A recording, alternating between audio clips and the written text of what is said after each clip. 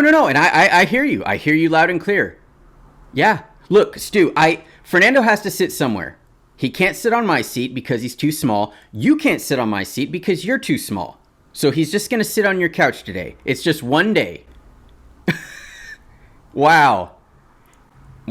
That's some language. Okay, I'll tell you what. We'll get some ice cream after this episode. You can have your couch back. Fernando's going to go back in the closet, and that'll be that. Awesome. All right, so let's get back to it. I hit record. Okay. I love you too. All right, 3, 2. Welcome to the Cahn Solo Podcast, episode 12. We have a special episode today. We have a very special guest. My name is Sam. With me, as always, my patient, accommodating co-host, Stu. And this is Fernando. I'm going to try not to look at the viewfinder because I look insane right now. If you're listening and you're not watching, Fernando is he's a doll. He's a plastic, handsome, barely clothed doll. That's what's happening today. We're going to talk about how I met Fernando and how he changed my life a little bit. He really did, and his buddies. We're going to talk about that because I feel like I didn't really explain him to a lot of people. So I thought we would do today's episode. We're going to do his backstory, our story, our journey together, how we ended up here. I've known this guy for 10 years now, and I thought it would be fun to talk about that. So that's what we're going to do today. So we have to go back about 10 years ago when I got home from work. I was a classroom aide at a preschool for the summer. And according to my Instagram caption, July 2013, I was apparently bitten by a child. After changing diapers at preschool and being bitten by a 4-year-old girl, I come home to this. Someone jammed this into the tree in front of my apartment and it made my day. Thank you. I don't remember being bitten by the kid, but I got home and wedged in a tree in front of my apartment was this little plastic Ken doll in a Speedo with a chiseled body and a seductive look in his eyes. Take me out of this tree, Sam. Let me live with you. So I took him in, named him Fernando, and from there he became a source of entertainment for me. I'd send pictures of him in the family group chat, and I'd take him to my mom's house and hide him in the cabinets for her to find, and sneak him into pictures on Instagram. It was this silly little bit that I did to get a chuckle out of people, a guffaw, if you will. After a few months of living with Fernando, I realized he needed some friends. So I Googled the serial number that's like imprinted on his back, and I discovered that he's actually a cake topper. He's seemingly designed for bachelorette parties, like on top of their cakes. So I bought 2 more, and now we have a little party.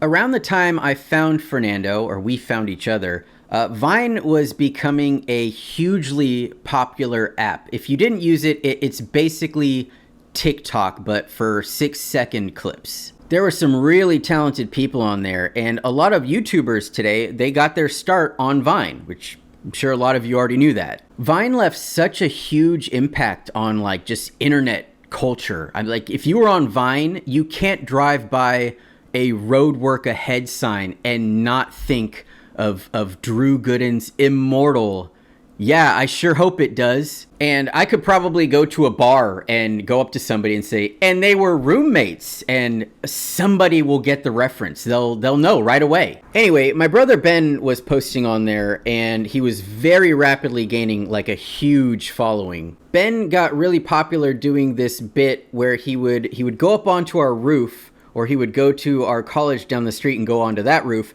and he taped his phone to our pool cleaner, and he would have myself or my other brother or one of his friends hold it, and Ben would be up on the roof, and he would look like he had his phone in his hand, and then he would let it float away. And obviously when it floated away, it was just one of us like walking with the pole like slowly away from him. It was a pretty cool trick he did, and it had a lot of people confused. So a lot of people confused means a lot of people commenting. A lot of people commenting means a lot of engagement, and he just racked up a ton of followers and a ton of views from it. Once he got going, he was always urging me to make an account myself, and I wasn't sure how to be funny in 6 seconds, and I didn't get into it. Plus, I felt kind of old at the time. It seemed like most of the creators I saw were between like 16 and 25, and I was pushing 30. And I know how ridiculous that sounds now, but at the time I felt like, oh dude, you're too old to be doing this. But yeah, Ben kept pushing out videos, and he was always outdoing himself. They were really funny and really creative, and he kept urging me to do it. He's just like, dude, you gotta get in on this, man. Like, you'd be really great. Like, quit being a bitch. Finally, around my birthday in 2015, I decided I'll try it out. I thought I should do something funny with the dolls, but I felt like 3 wasn't enough. So I went back on the website and I got like a dozen more, and I was like, what should I do with these guys? I made my account and I posted. The first video was just kind of a test. And all I did was I laid them all out on my mom's coffee table, and I took my phone and I just slowly panned across, and at the last second, I took one of them and I slid them into the frame, like he kind of like appeared out of nowhere. But it was missing something. They needed a song. They needed a theme song. What song would suit these macho men? Ah yes, the Village People. Didn't go with Macho Men until later, but I went with the YMCA song. Boom, that's all it needed. Post it, and the very next day, 500 followers, thousands of likes. Wow, what a start. 2 days later, almost 1 million views. They called them loops, so 1 million loops. The next day, 3 million views, 5,000 followers. What the hell is happening? Then 4 million, 5 million, 6 million, 7 million. And I was actually in class, I was reading some of the comments, and this guy who I usually sat next to, he saw me on my phone and he was like, "Oh dude, that Vine is hilarious." And I was like, "Yeah, that's it's actually me." And he got so excited and he was like, "Dude, what are you gonna do next? Like, there's people that want more." And I was like, "Oh yeah, I guess I gotta do another one of these now." It was so funny because every time we had class, I think we had class like 2 times a week, he would walk in and just make a beeline to me and sit down next to me, and he's like, "Dude, you're at 8,000 followers. This is so crazy." And it made me feel less weird having a stranger in person loving the video, because I was starting to see some comments saying like I was sick, or this was like fetish content, and just like some really negative things. So for the follow-up video, I think I made it like 2 weeks later, I put all the guys on a surfboard in our pool in the backyard, and I had Fernando in the foreground like watching the pool, and I pushed the surfboard across the pool so they glided by.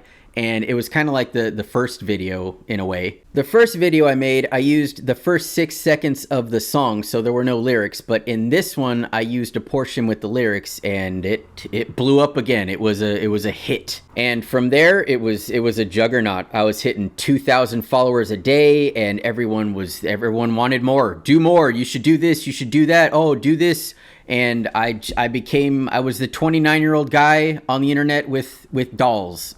Instead of just showing them, I wanted to make it look like they were like stalking me. So I'd open the cabinet to get a coffee mug, and there they were. Or I'd open the oven and they were on a cookie tray.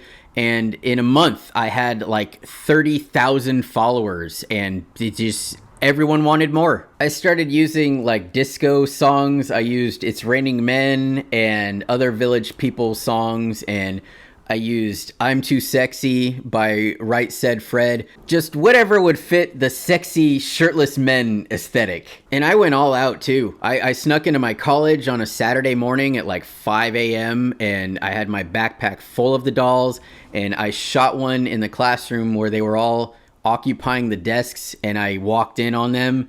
And then I used the elevator for one where I got on and the doors open, and you guessed it, there they were. One of the videos I shot at a park, I was having a picnic with them, and I made it look like they poisoned me. And I had them out on a blanket, and I was laying down with them, and people were walking by, walking their dogs, and I figured, hey, I'm having fun. I'm doing this for the fans. I'm doing it for the vine, as they say. I visited New York over the summer, and I took a couple of them with me and put them in front of a subway.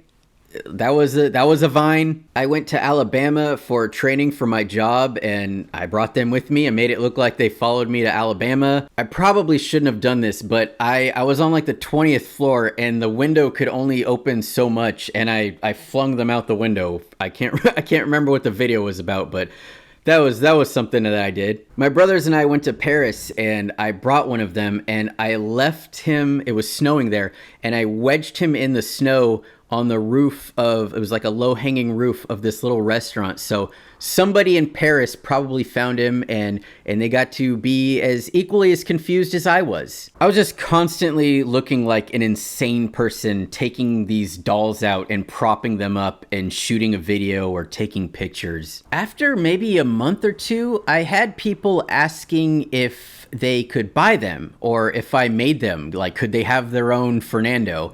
And with great power comes great responsibility. So I decided, hey Sam, why don't you sell these and give the money to charity? I ended up setting up an Etsy, and I would buy them in bulk. And when I say bulk, I mean like 100 to 200 at a time. And the more you bought, the cheaper they were per doll. So if you bought them individually, I think they were like $11. But if you bought them in bulk, it ended up being like $2 a pop. So it was about $2 each. And then I bought a ton of boxes. And then with the shipping costs, I estimated everything to be about $7 or $8. I think I sold them for about $15 or $16. So all the profit I ended up donating to St. Jude's Hospital. I added a little note that said, thank you very much for the support, and the donations are going to St. Jude's.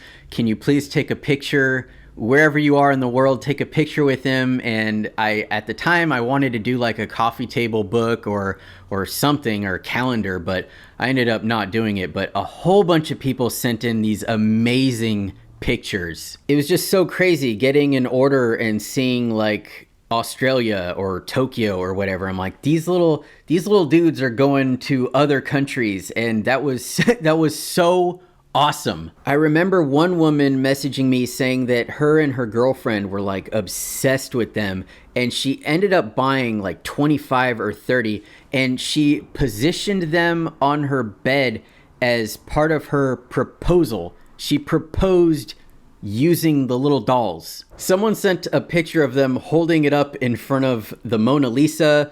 They were on farms, in police cars.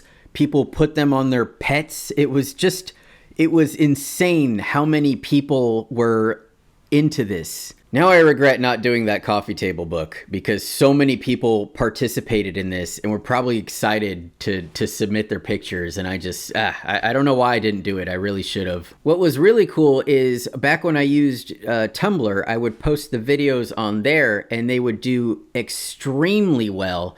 And I had a lot of gay men that would message me and say, your little guys are just gay icons on here. I was really proud of that. I thought it was really special how I made these silly little videos, and different people interpreted them in different ways. And I love that they became little gay icons on Tumblr. And then there were people that took them and created something else with them. Like I remember on my 30th birthday, was a year later, this girl messaged me, and she knew that I lived in Southern California in Long Beach. And she was like, hey, I work at Dairy Queen. Can I make you a cake with the guys on it? And of course, I was super excited about that. So I went to pick it up, and I got home and I shot a Vine with it. Another person animated one of the Vines, like she made it into a cartoon, and it was just so cool seeing people wanting to interact with all of this, and people sending me pictures of weird little dolls and like novelty items. I loved it so much. They started getting big enough to the point where they would end up on like big meme pages and YouTube compilations, and people would always tag me and be like, are these yours? And I was like, Yeah, who else has a refrigerator full of dolls? Yeah, that was me. There's actually one picture I took of them. I had like 50 of them in my mom's refrigerator, and I took a picture, and that still circulates on huge meme pages probably twice a year. And it's funny because they always put their stupid watermarks on them, which I never understood why someone would watermark a photo they know they didn't take or have anything to do with. Ben, in the meantime, was exploding. And we actually came up with a bit about commercials one night while we were watching TV. I think it was for a commercial for Utah or something. And at the end of it, I said something like, "Hey, come to Utah, please." And from there, every commercial that came on, we'd add like a stupid tagline. Like we'd see a commercial for McDonald's and at the end be like, "McDonald's, you can have a burger." And from there, Ben was able to he did a whole series about these like nonsensical commercials, and he gained a huge following from it, and it was great. And it was so much fun to be able to collaborate with him, and I got to think of ideas that weren't doll related, and it felt like I got to like live vicariously through him. So one of the vines Ben did that blew up was a spoof of a video that another guy posted, and it was the weirdest vine I think I've ever seen. It was a guy in his bathroom with his shirt off, glass of whiskey in one hand, his phone in the other, and all he did was go, "Shower time, Adderall, a glass of whiskey, and diesel jeans." Shower time, Adderall, a glass of whiskey, and diesel jeans. Ben remade this, and then from there, other people did their own versions of it. So the prompt was, you start with shower time, you hold up like a vacuum cleaner or whatever, and then you end it with diesel jeans. At the time, I had a shopping cart in my bedroom because I found it in my neighborhood, and somebody didn't return it to the cart return. I found it in the neighborhood, and my mind was always in like Vine mode, and I thought, oh, take this home, you'll think of a great Vine later on. So I took it home, and it ended up being in my bedroom until I used it, and then I gave it back. I put it back at Target. During this time, I was working at a middle school as a classroom aide for 6th through 8th grade classrooms. I jumped around from class to class, so I knew a lot of kids. Keeping this in mind, the video that I went with was me in my bathroom with the shopping cart holding a glass of milk, and I went with shower time, shopping cart, a glass of cat semen, and diesel jeans. My dear brother Ben, with probably 500,000 followers at the time, hit repost, and that video exploded. I wasn't aware the video exploded until the following day when I went to work and I had bus duty, and I walked out onto the playground and a swarm of kids ran at me holding their phones excitedly, showing me my own video. When I tell you I wanted to die, I'm not joking. I wanted life to stop right there. I wanted it to end. I didn't want any more. The oh fuck I felt in my heart had never been stronger in my entire life. Having all these kids holding their phones up, showing me myself wearing no shirt on, just holding a glass of milk, and what I said in the video, knowing they heard it and they're all laughing and sharing it with each other. Who wanted to die? And the damage was done. There was nothing I could do. I couldn't text Ben and tell him to, unrepost it. Everybody saw it. It was all done. I was just like, well, if that's probably my job, I'm probably done. What made this extra fun is I shared bus duty with this like 40-year-old woman, so there was a very high chance she's never heard of Vine before. She's standing there, and I walk over, and the swarm of kids are still around me, and she's like, "Well, what's going on? What's happening?" And they're like, look at Mr. Sam!" And they're all showing her me without my shirt on, just wearing jeans, and it's me. I can still remember the initial look on her face, and it was like, holy shit, I need to call the police right now. I'm just standing there trying not to lose my shit, and I'm like, hey, do you know what Vine is?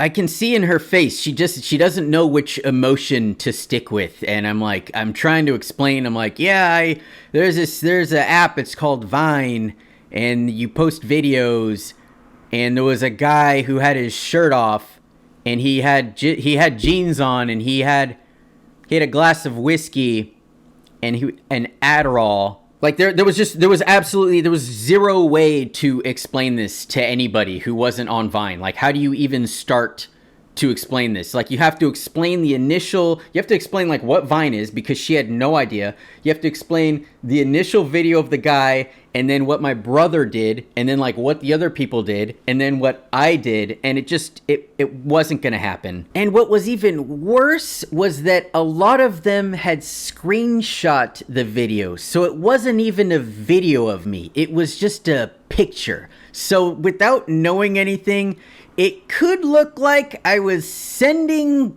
pictures to all the kids. Pretty much that entire week, I was waiting to get called into the principal to explain myself, but it never happened. I think that they probably just showed each other, and it kind of fizzled out. But I was ready to explain. Like, I had an explanation. It wasn't like I did that. Like, I sent kids this picture. It was like, it was a Vine. I shot a video, and it was kind of weird. And do I regret it? I do now. Oh, fun times. So in the end, I ended up hitting a little over 100,000 followers, and I saw that as a massive success. And Diesel Jeans included. I felt like being able to bring so much joy from such a stupid little thing was well worth it. I'm really glad this all happened. I mean, it's so crazy to think I could have walked by him in the tree and not seen him, or maybe someone else 5 minutes before me could have picked him up and threw him away. Like, who knows? It's fate as far as I'm concerned. We were meant to be. As much as I enjoyed making people laugh, it kind of bummed me out a little bit, because I became the doll guy, which was funny, but it also kind of sucked, because when I'd post something without them, just a skit with myself, I'd get so many people that they'd get like angry that the dolls weren't there. They'd be like, where's the dolls? Oh, this sucks.